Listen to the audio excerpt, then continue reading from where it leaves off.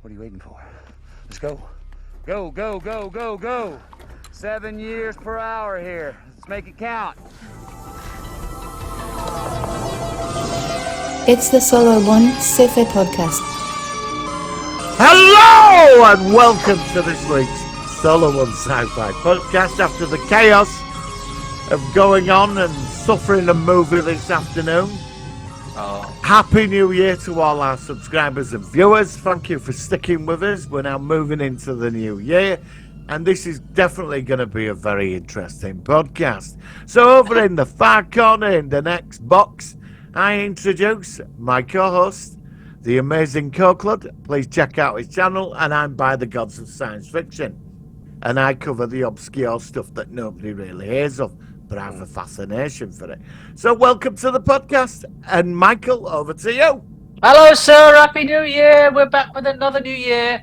As we've just beginning recording, we're not sure until this actually is looked at whether we are now presented to each other side by side rather than the usual way of doing it, because we did a green screen Christmas message and I messed it up, and Zoom, it's not straightforward as to how to go back. So if we're side by side, Hello? it's... Oh, God, does sound gone. Oh. Hello? Can you hear me talking? Yes. Oh, right. Okay. My speaker's changed. No, my speaker's changed. I bought these super fucking headphones, and they're like... and when they're plugged into a microphone, you can hear somebody fart a mile away. They're amazing. That's good. That's especially London. But suddenly volume's gone down. Don't know why. There's something going on. So someone who lives in London, then it's full of farters. So you're going to have a lot of yes, fart interference. So it's nice to be back. And so you had a nice Christmas, did you? It was very quiet, and I quite liked it for being very quiet. Yeah, I mean, my Christmas was okay. It was a bit of a weird one this year. I don't know why, but we finished, because I normally just work term time based. Where we are, the schools finished very, very early. They finished on the 15th of December, and then they started back today, and we're recording this on the 2nd of Jan. So, as you can imagine, it was a bit of a... And this morning, it was 7:30. It was literally almost twilight. It was a really bad... Something's happened. Uh-oh, what? I don't know what's going on. Can you hear me? All right, okay. This is a latest technical difficulty here. Wait, we're over it now. It's sorted. All right, I think you're... Yeah, that's fine. I unplugged and plugged and, you know. Something to do with plugs. Yeah. It's going to go up. That's all like that. USBs. Okay. Yeah. Do you know what a family show? But a family show. I was talking about plug socket. USBs. I will not tolerate that kind of filthy behaviour on here. No, I know exactly. Because they're all going to be outside your house tomorrow. What, the USB brigade? Yes. Okay. All right. So it's pretty windy over here today, and it was windy, and it didn't have a name for it. So it's strange, because normally if it's a windy day, it gets like Windy Day Wesley or something, as you get on the weather people, and they give it a name, which I really hate. It's windy, it's inside there. Yeah, but there's no name though. It hasn't got a name for it, so it's not. You can't accept that, because you need to name the storms or windy days, because some twat thinks it's very clever. So anyway, a few things blown over today I saw outside, but it's great to be back. So, Christmas, what did you see on TV? There's only one thing that I saw on TV. I know you saw it as well. And I think this is really one thing we want to talk about. The two things is the film and this particular TV show. It's been around for a while. And it came back for a first Christmas special since I think it was 2017, 2018. It's been a while.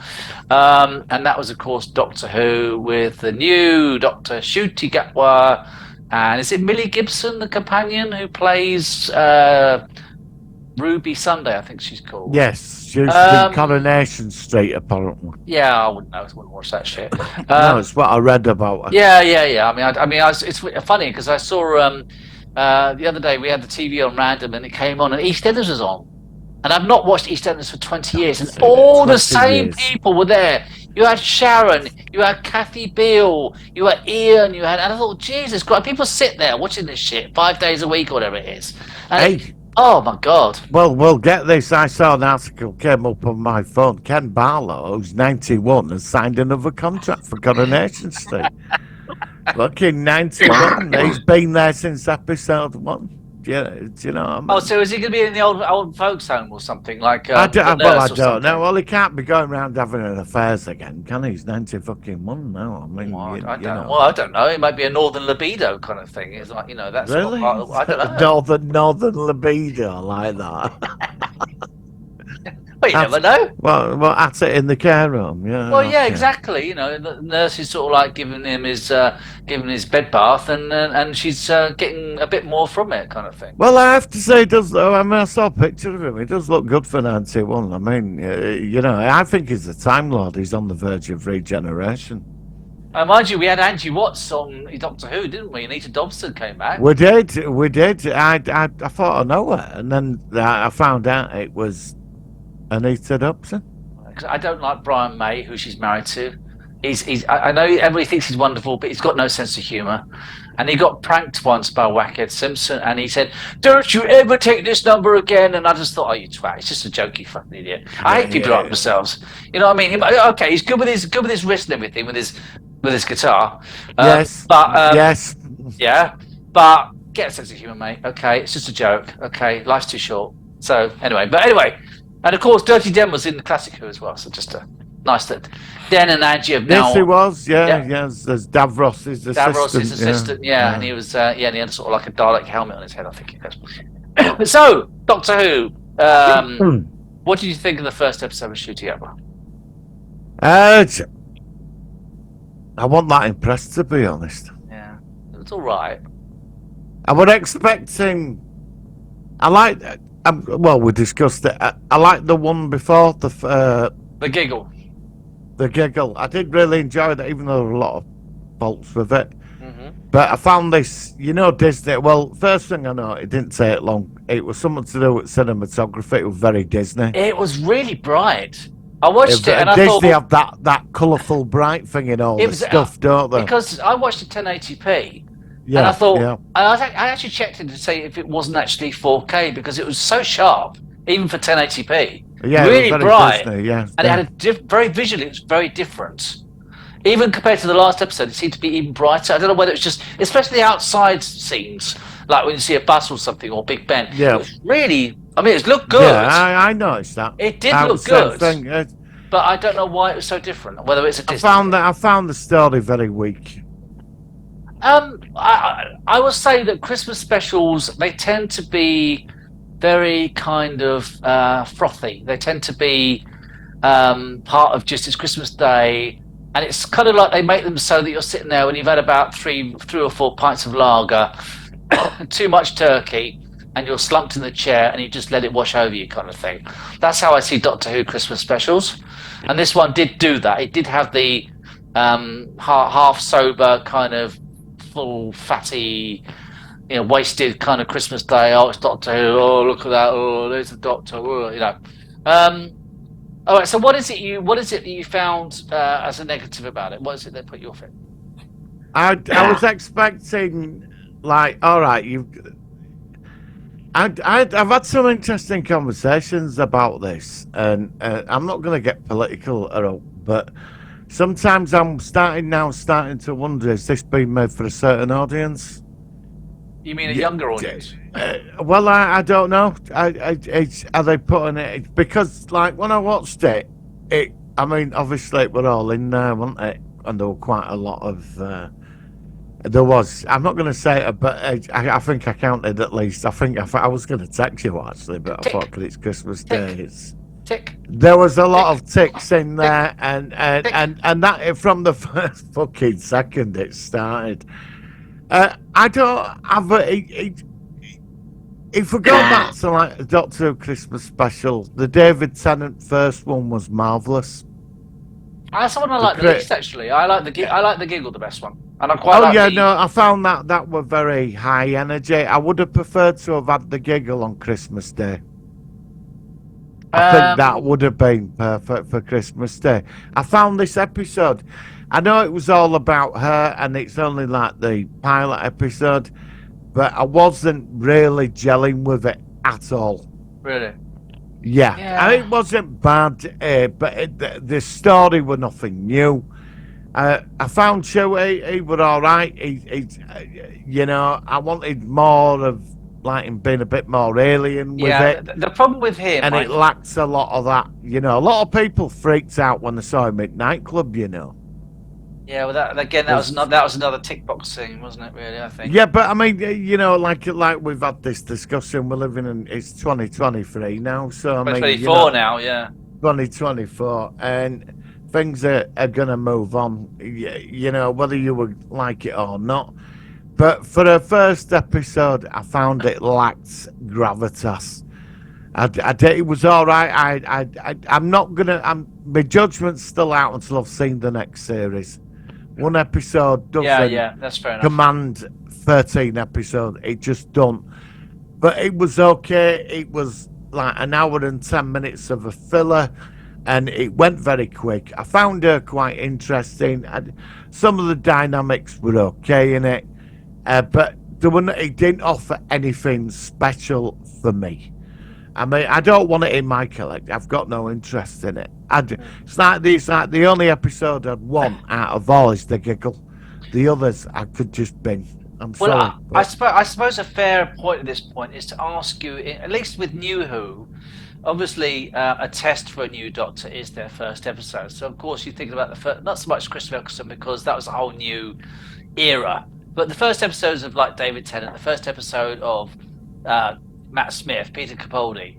How does it stand compared to those previous Doctors' first episodes, do you think? I don't compare to the Tennant. Yeah, again, I wasn't a big fan of Matt Smith's Christmas specials, like the. What about his first episode? What about his first episode? Because I thought that was pretty good.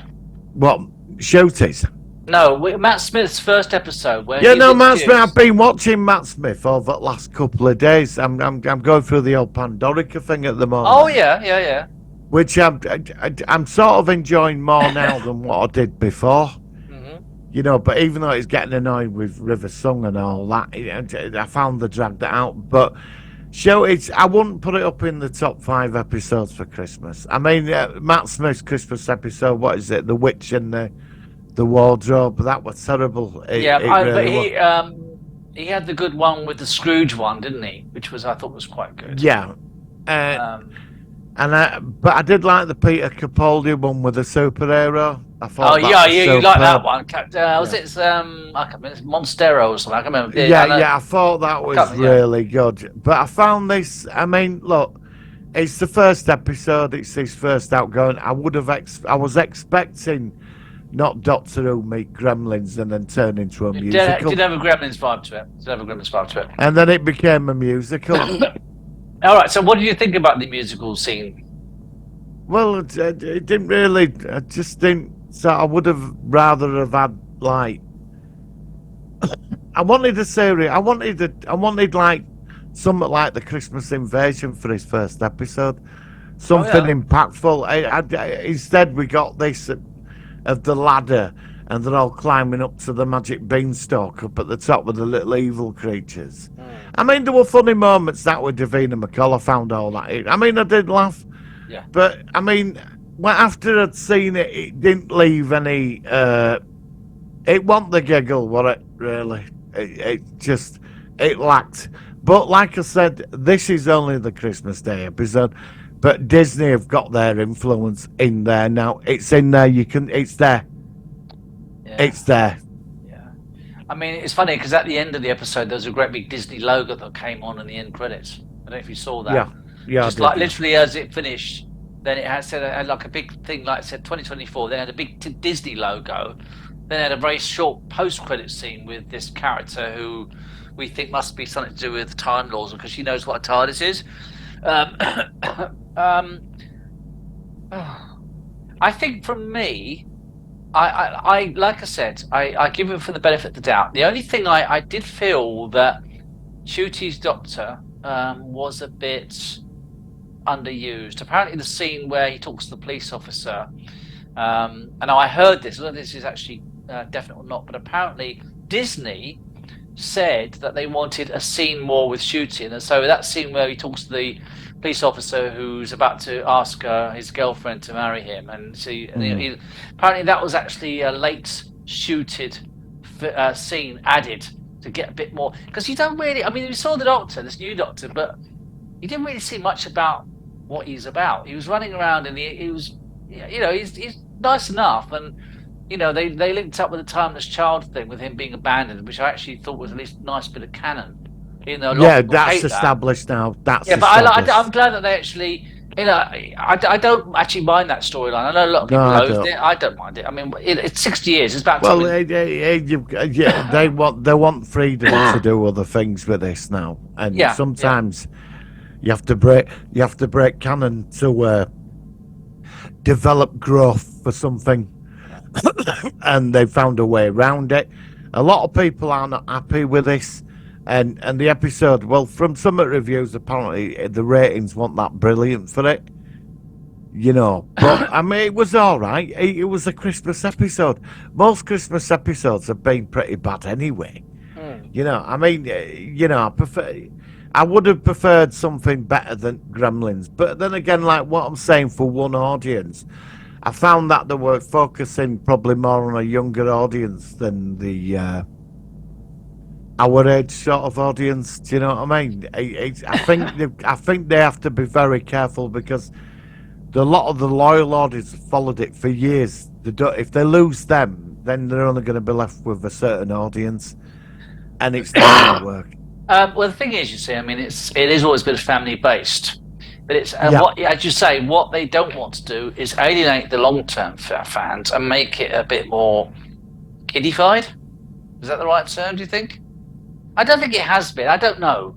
I don't know. I don't know. I've only seen it once. I don't know if you've watched it since. I've watched it twice. And how was your second viewing? I'd say it was slightly better. Slightly better. I'm not bowled over by it, but I did like it. I did like it in a limited capacity. After the giggle, I love the giggle. I really enjoyed that episode. I just thought it was superb. But the thing was, him that played the villain, the actor, he was the star of that entire Neil Patrick episode. Harris, Yeah. And it's interesting that a personality like his wasn't in it, and it lacked. This episode should have been like that. It should have had that gravitas to it, and it lacked it. You don't normally get that in Christmas episodes. They're normally fluff episodes. They're not normally. I often consider a lot of Doctor Who Christmas episodes as a bit terrible. Well, they're just more sort of like generic, a bit slightly silly, like the one where Capaldi meets Father Christmas, or the talk, like talking snowmen and spinning Christmas trees. That's part of the Doctor Who Christmas. Yeah, it is, but it's also Doctor Who. I mean, this could be the last round of it now. I mean, if this next series don't take off, they're going to bury this. But then you think about like the first season, we had like what was it? You had I'm trying to think what they were. Farting aliens in like the first few episodes, or you had the fat monsters, the ones that they had the diet pill, and they're like the fat monsters, and they're like, baby.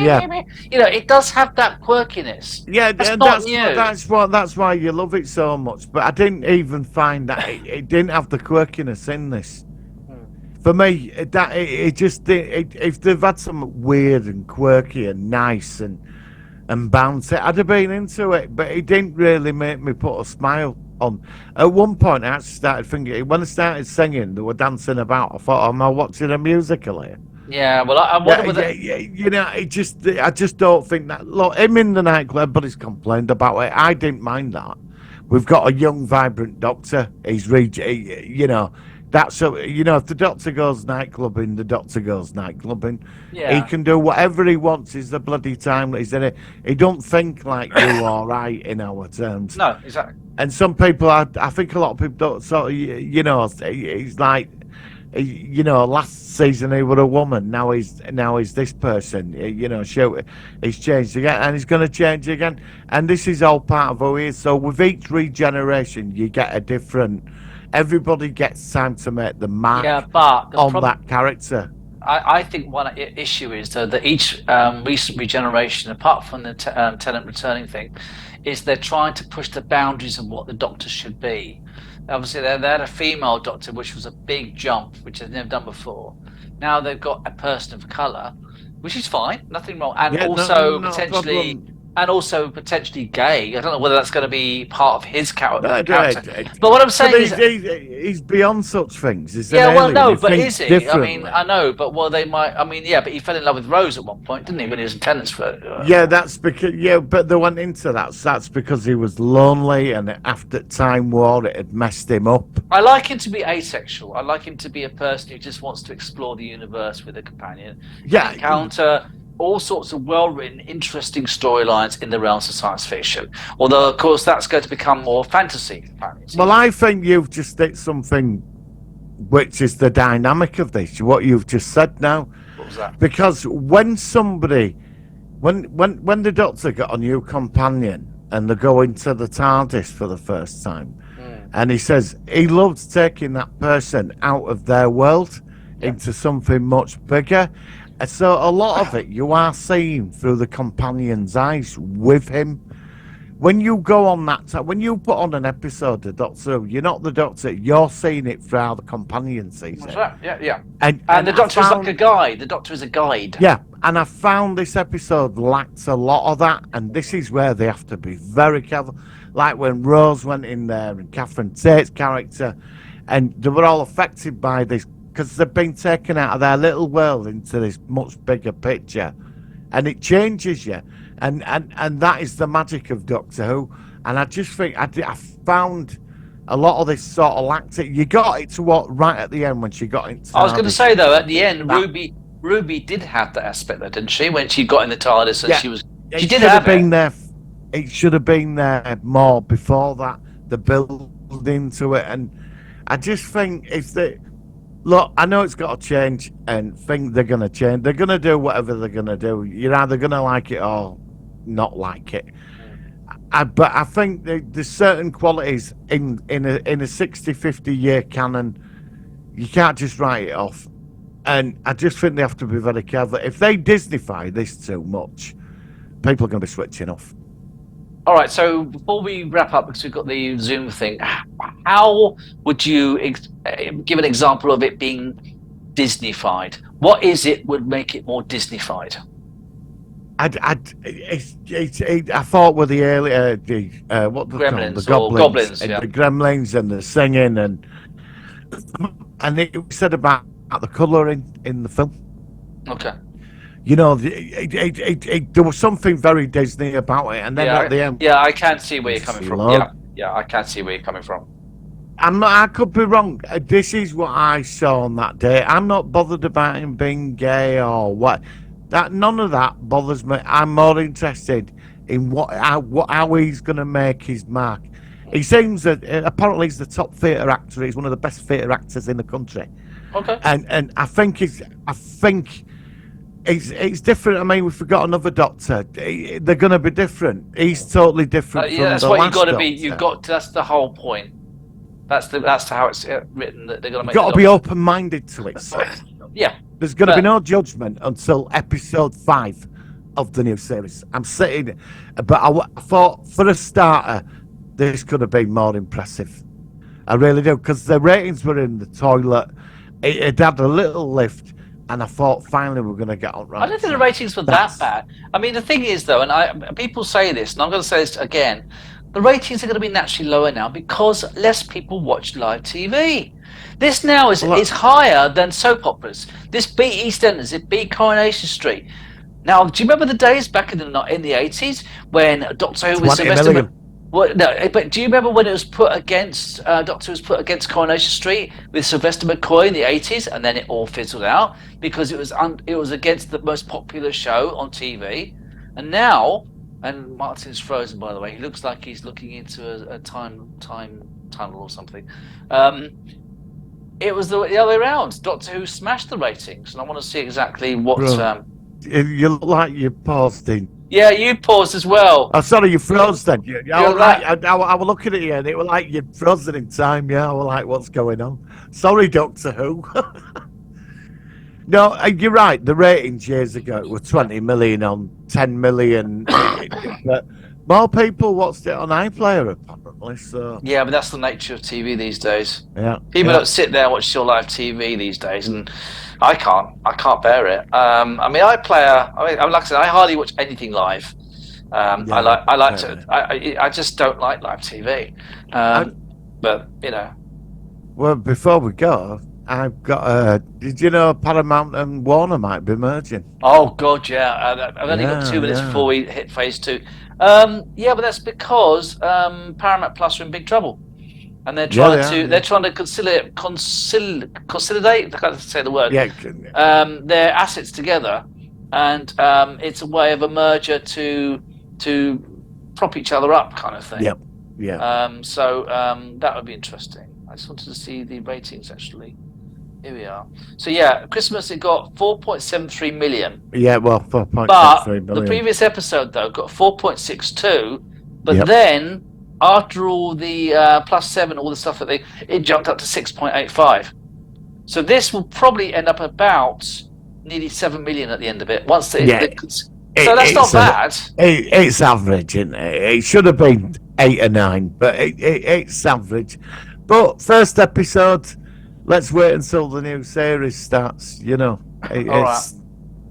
Hopefully it'll be good. Well, on that note, we're going to go into our focus of the week. But yeah, interesting times, and let's hope it does well this year. So, right, let's go into our focus of the week. Here we go.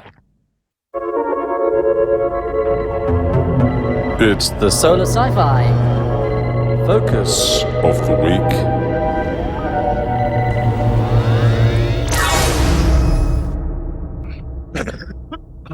We're back. And we're back with Marcy clearing his throat. We are back with a film from 2014, which is on Wikipedia. It's described as an epic science fiction film, co-written, directed, and produced by Christopher Nolan, of course, who's quite a big writer and director and everything else. It stars Matthew McConaughey, I can't pronounce it, Anne Hathaway, Jessica Chastain, Bill Irwin, Ellen Burstyn, Michael Caine, Matt Damon, and John Lithgow's in it as well, but he's not mentioned on here. And I like John Lithgow, but he's not mentioned in this thing for some reason. And it's set in a dystopia future where humanity is embroiled in a catastrophic blight and with famine, and the film follows a group of astronauts who travel through a wormhole near Saturn to search for a new home for humankind. Excuse my cough. I gave this a rewatch over the Christmas holidays because I just fancied it, and it is a long film.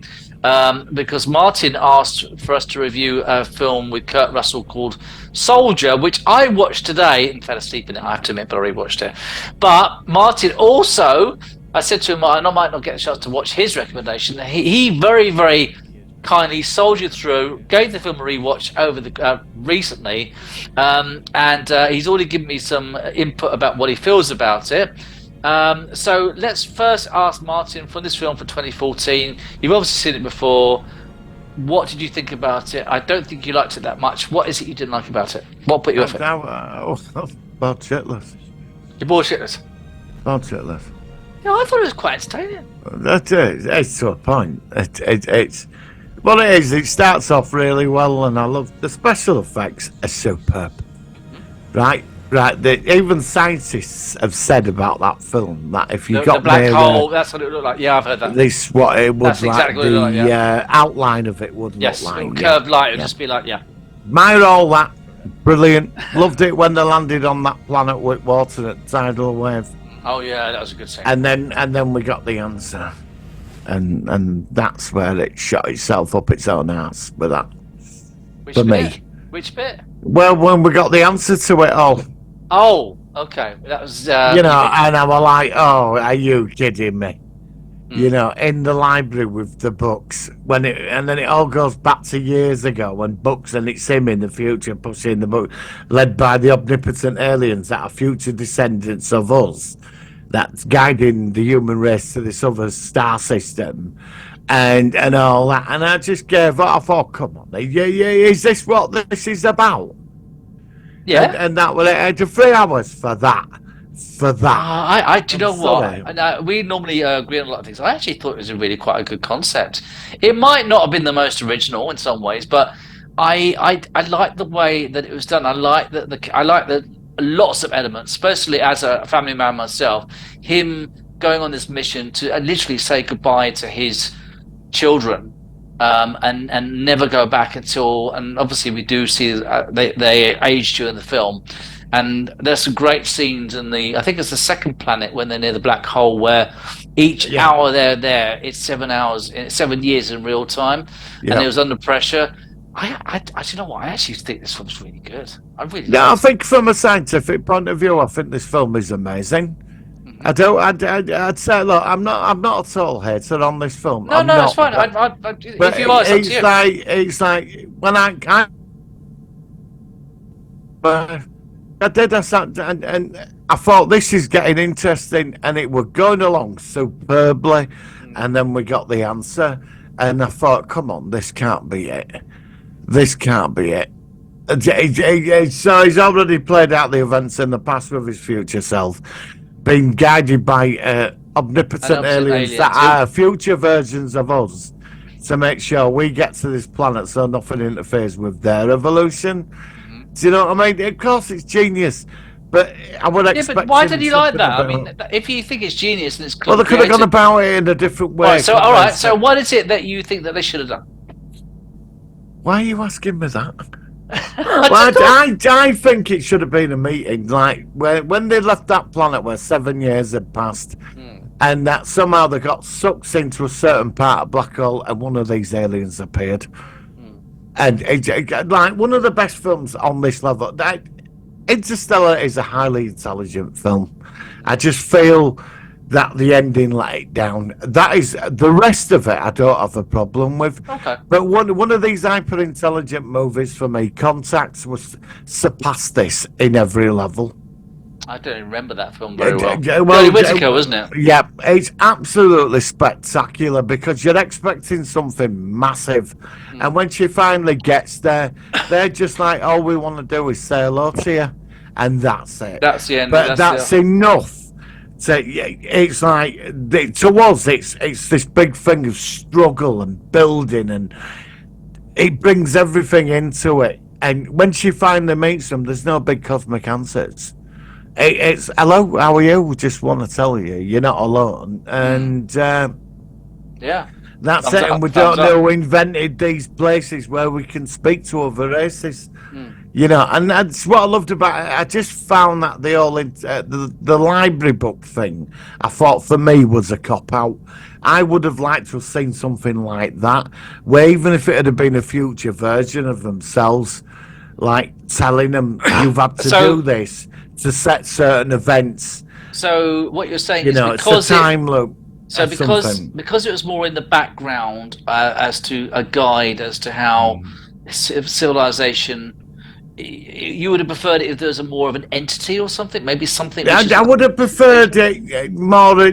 Sometimes we're big. Have you seen that other film? I forgot where them big spaceships come to Earth, and they look like bananas. They're floating all over the world. Oh God! Arrival. I like that. I'm a big fan of it. Arrival's good. When they finally got the answer to it all, that were very clever how it was done. Even though it's time travel with the writing, and they're here because something happens in the future and we saved them, and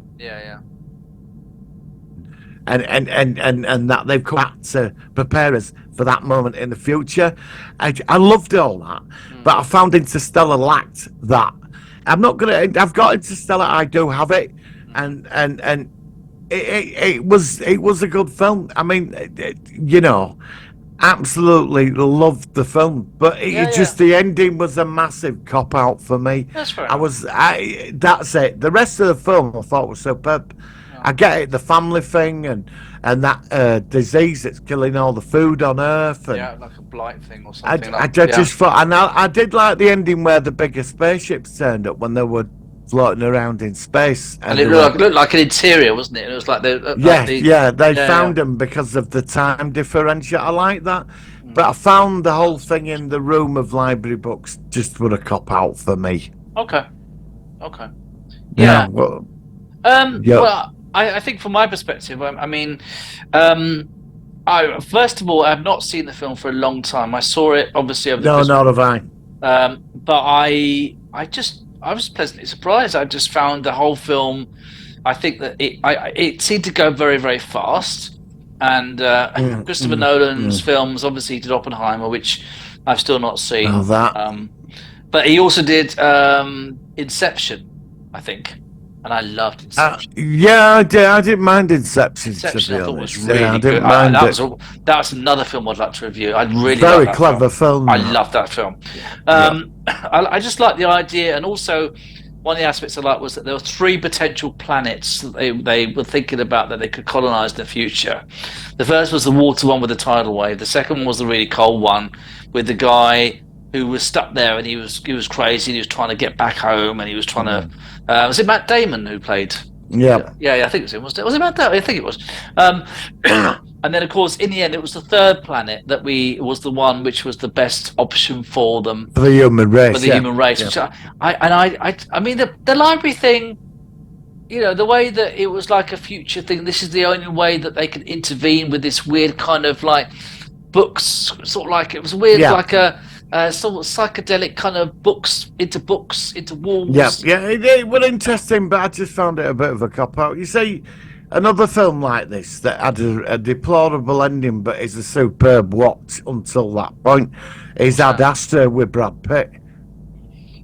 I still haven't seen that yet. I don't want to spoil it for you, but I mean, you might like it. But when I watched Ad Astra, I love the future worlds of like mid-20th century Earth, and they've got a colony on Mars, and they have to go out to the far side of the solar system. And when you finally, these pulses that are coming into our solar system affecting Earth, and you find out sort of why.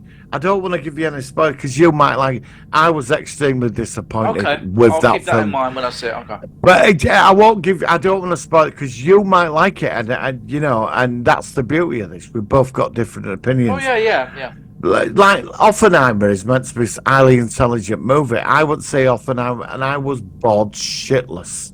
Were you bored? But were you bored shitless with Interstellar as well? No, I wasn't bored with Interstellar. I just found the ending was a cop out. That's my issue with it. It's like 2010. I always view as one of my all-time favourite films. I love 2010. I think it stands equal to the first one. A lot of people. No, I agree entirely. I think it's if you're gonna make a sequel and you get a sequel right, that is the perfect sequel. Absolutely. Also, 100%. it simplifies what went on in the first one. It explains it, and I like that. It's like the missing part of the jigsaw. Yeah, and it actually makes the original even better because you watch the original after the sequel. It just goes hand in hand. It just really, although they're different, they just both work for what they are. I've watched both them films together, and Me too. and it fits perfect. It's like 2 halves being joined, like yin and yang. Yeah. And Interstellar it's a spectacular film. I mean, I watched it this afternoon, and I thought this is spectacular, but it just the ending. When you make these sort of like films like this, like Oppenheimer, that it's highly intelligent movie. But the problem, it were going everywhere. His affairs, his politics, and then. But the moment it's meant to be when the bomb goes off, that feeling, and when when you get there, it's such a cop out, and then you just want the bloody film to end. You've got another 2 hours to go. Do you know what I mean about his life and all these like pointless bits in it, and you're like, oh, for fuck's sake. And I went to see that with somebody, and she fell asleep. Really? And yeah, she conked out in cinema, which I totally get. And she, highly intelligent person, she loves artistic movies, all that, but she conked out. And all I wanted to do was I just wanted to get out. I thought, when is this finishing? Interstellar is not quite like that, but that's the thing, Nolan. I found the Batman movies. The first two were good, but the third were a letdown for me. What did But he do those as well? Did he? I think so, Christopher. okay. Yeah, Okay. I think he did. Yeah, Right. and The Dark Knight. Oh, he did those. Okay, right. He did them, and they were all right. But then the third one was a massive letdown. Okay. But So with he's like Interstellar, he's like one of those guys that it's not everything's hitting the ball out the park. He's obviously a mixed he's bag. very good. He's got his own unique film style, and he does get into depth with stuff, and I get that. I respect it. But with Interstellar, I can see why it won a load of awards.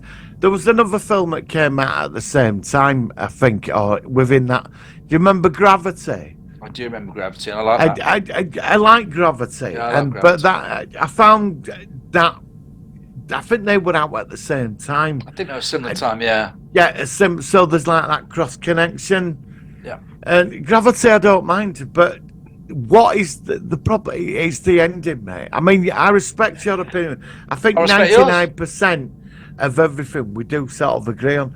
But for me, I just wanted something a bit more of a meaningful cosmic ending. More of a meaning to the whole film rather than the way they tied it up. About the struggle, and you walk out of cinema and you're thinking, that's interesting. You know, have you ever seen one of these highly intelligent films and you're on the bus or you in the car and it's back of your mind, you download it and it's still you're processing it. Yeah, and often Interstellar, it's such a shame. It's just that moment, but a lot of my friends enjoyed it. This isn't the deepest film in the world, but when I watched, no, not this one. What I was going to say is when I went to the cinema and I watched Rogue One, because of the way it tied in with the original Star Wars movies and everything else, I came out of that cinema and my head was just buzzing. For hours afterwards. Yep. And that's what that's an example of, that's what I love about film. If you watch a really good film, and this is why I still wanted to see The Creator at the cinema. If I'd have seen that movie, and not everybody likes it. Like I said, I've talked to some people and they're like, oh, it's okay. And I was really blown away by The Creator, as you know, and you were as well. Yeah. But it is so good when you watch a real good film and you come out of the cinema and just think, yeah, that was so good. And that's what makes cinema different from watching it at home. You see, it's like Contact. When you watch Contact, it's it starts off. She's like goes into a childhood at the beginning with her dad, and she becomes this astronomer, and then she picks up that alien message. It's coming from the stars. And they've simplified it. They've used old television programs to communicate with us, by editing all together. I love that. And then there's this big, massive global movement of building this device to transport one person to this place. And then it gets sabotaged because people are religious and they're terrified, and this whole event disrupts the entire world's way of life because we're not alone, and that's what it focuses on. And when she finally gets there and she meets her dad, and he's just saying, look, we don't know who built these walkways, space things. We use them, and we just tell races you're not alone, and at some point we're all going to communicate, and we just want to say hello to you. Yeah. And it was the struggle to get to that moment, that 2-3 hours, because they built a backup one, didn't they? That's it. And it was just that and that billionaire character, and I just thought all this were amazing. I found Interstellar sort of lacked that for me. That's fair enough. Yeah, that's fair enough. So I suppose we should sort of wrap it up soon. Let's just quickly ask, first of all, how do you find things like the visuals? The visuals are really good. It looks really good. All of it's superb. I watched it today on a modern 4K TV, and I watched it, it was spectacular. The visuals and the city is absolutely awesome, and the acting was good. I like the actors, everybody involved with it. So. Yeah. I think. Look, I think that we should wrap it up. I would say that I really did enjoy it. I think it's a film you can't watch too often No, because a lot goes I on. agree with that. But it is definitely worth, if you've not seen it, give it a watch. So I really suppose, really. Yeah, but thing is, you'd watch 2010 more than that, wouldn't you? Oh yeah, oh yeah, Yeah, yeah. 2010. You say, yeah, I watch that every year. I just Yeah, I mean, it's I'm not. interesting that though, isn't it? Though how you pull that out of the collection and Interstellar, what, every 3 or 4 years? Yeah, yeah. I think I'd watch 2010 more Yeah. often. Yeah, but but you know, again, it's one of those films which has a lot of interesting concepts. Yes. And I think that for me, it really did tick the boxes. So, I suppose it's rating time. So I'll ask you, what would you give it out of 10? And since I watched it today and it's still fresh in my mind, I'm going to give it a 7. Okay. And as I've just watched it last week, and I was really impressed with it, and I did like it, I'm going to give it an 8.5. Fair enough. So I think it's worth 8.5 at least. Yeah. So I think that's a fair sort of judgment. So Martin, thank you very much for actually watching that again. I didn't know you were going to give that a rewatch for me, but I do appreciate you spending your time to get us some good input. 3 hours. No, I'm sorry. I feel a bit guilty about that now. Actually, I didn't know you were actually going to rewatch it. But no, but the thing is, though, you've not seen it for quite a long time. I enjoyed it. I enjoyed watching it. So we're good. Yeah, that's good. And likewise, I watched a movie which we're going to review next week called The Soldier. Oh, no, not The Soldier. It's just called Soldier. Soldier is a masterpiece of a film. I wouldn't say it's got quite that far, but I think Soldier. Do you know that is the most expensive. We are going to talk about all that. Right, well, let's next talk week. about it next week. You fell asleep. You fell. I know, but look. I'm 51 now, and in the afternoon, if I put on a film on at 3 o'clock in the afternoon or 4 o'clock, and I was home early today, and my eyes start getting. It was fun. It had a lot of action in it. It wasn't the films, and I rewatched it afterwards, the last 20 minutes of it. So I did see it. I can't help it. If it was anything, if it was like a new Star Wars movie coming out, and just I saw it for everybody else, I probably would still. My eyes are still. It's just that awful feeling when you can't. It's that film and Outland and the same. Have we done Outland with Sean Connery? You've mentioned it. We need to. Oh no, I've seen it, but I'm not. Yeah, I thought we'd done it. No. But Outland, they're saying that they're all these films are part of Blade Runner Alien Universe. Yeah, you mentioned that before. Yeah. That'd be interesting. Because there is, I think in Aliens, the Tyrell Corporation's mentioned. Or Aliens, well, it's something. And in Soldier, you'll see the spinner from Blade Runner. It's in the.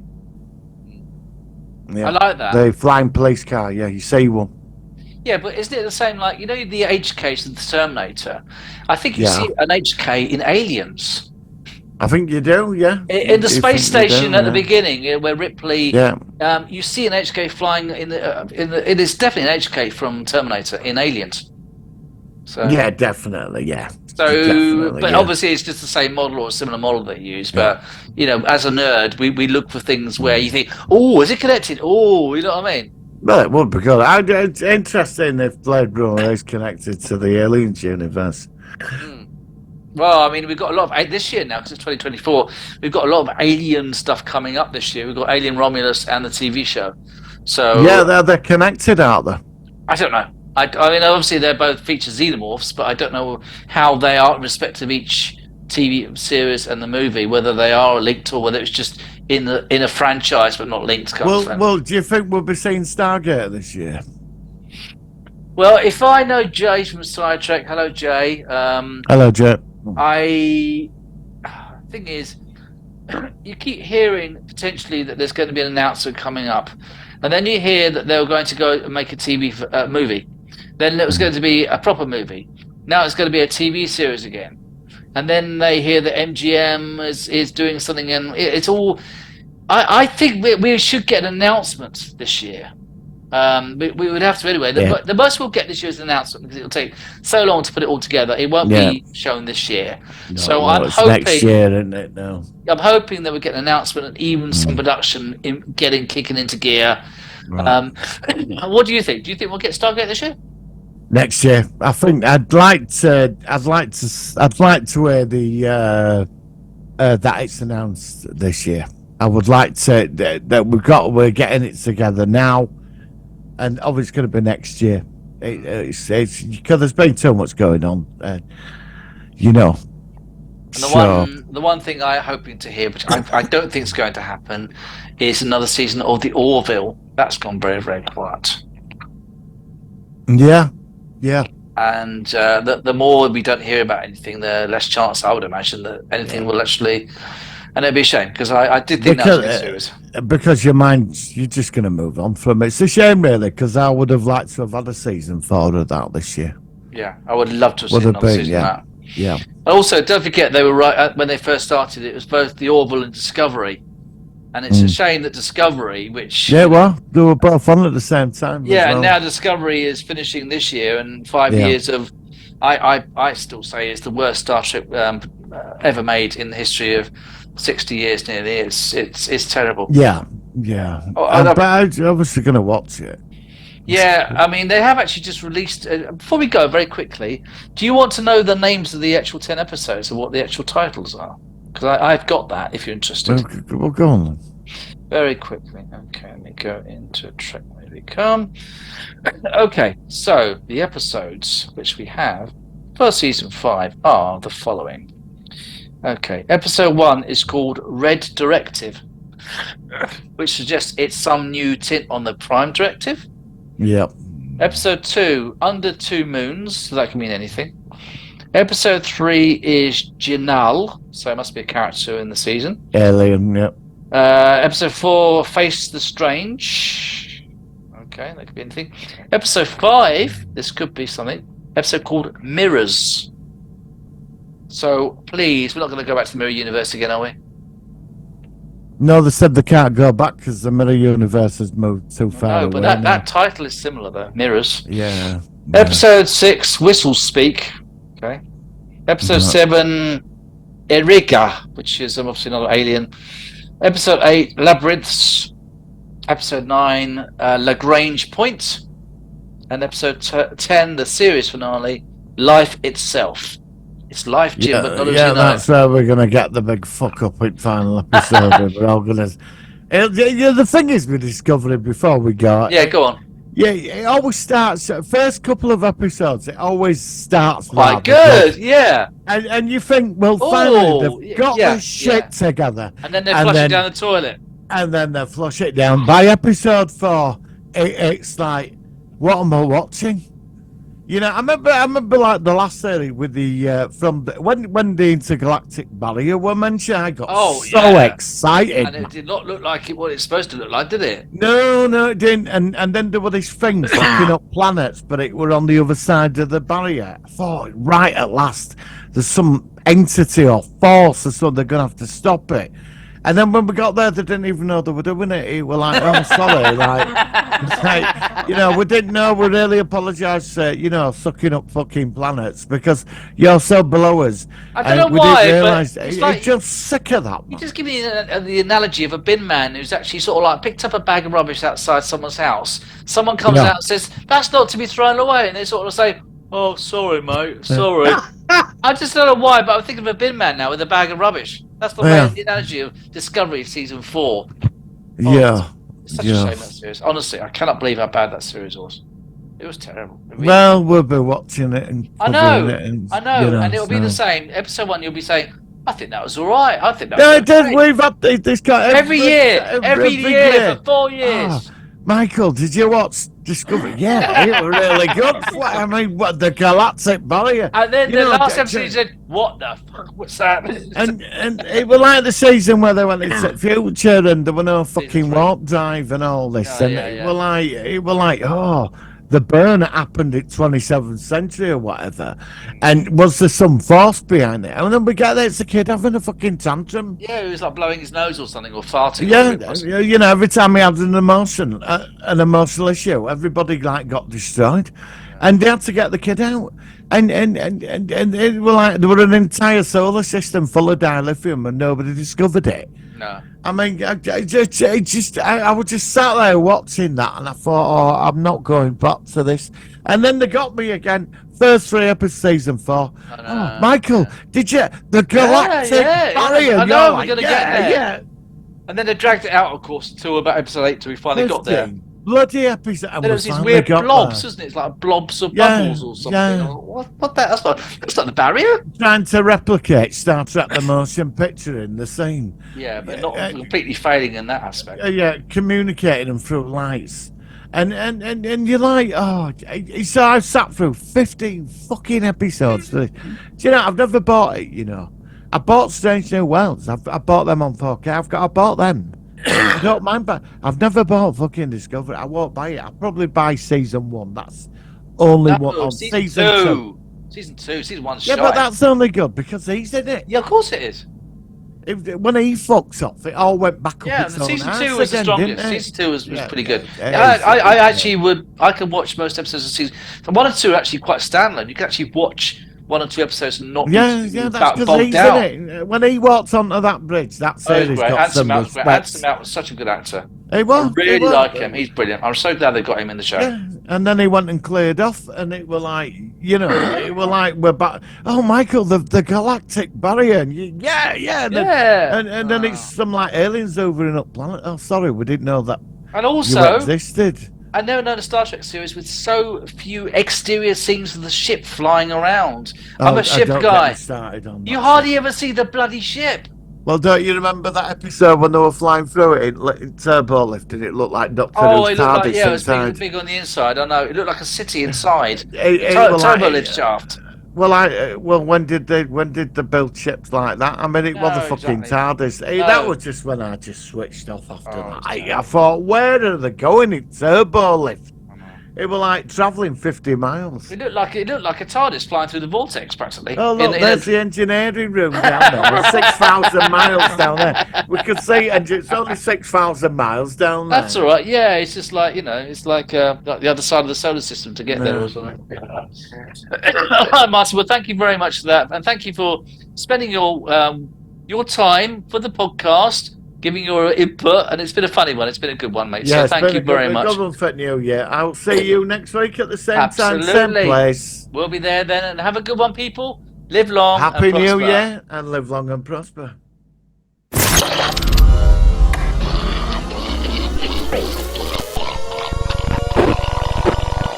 A man walks into a pub and asks for a pint of anything except Stella. Barman asks, "What's wrong with Stella?" The man says, "I had 12 pints of Stella last night, and when I came round I was fucking skint." Barman says, 12 pints of anything costs about the same. The man replies, "Skint is my dog."